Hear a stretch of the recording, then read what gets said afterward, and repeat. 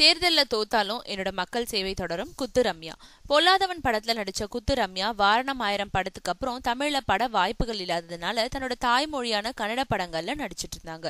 அதோட தன்னோட தாத்தா வழியில தானும் காங்கிரஸ் கட்சியில தன்னை இணைச்சுக்கிட்டு கடந்த சட்டமன்ற தேர்தல்ல சூறாவளி பிரச்சாரம் செஞ்சாங்க.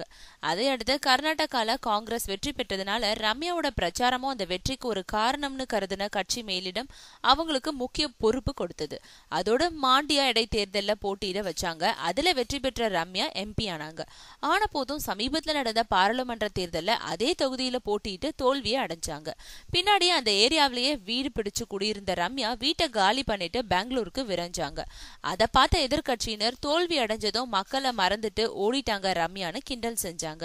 இதனால எதிர்கட்சிகளோட வாயை அடைக்கும் விதமா இப்போ மீண்டும் மாண்டியா தொகுதியில வாடகை வீடு பிடிச்சு குடியேறி இருக்கும் ரம்யா தேர்தல்ல வெற்றி பெற்றாலும் தோற்றாலும் என்னோட மக்கள் சேவை தொடரும்னு தெரிவிச்சிருக்காங்க.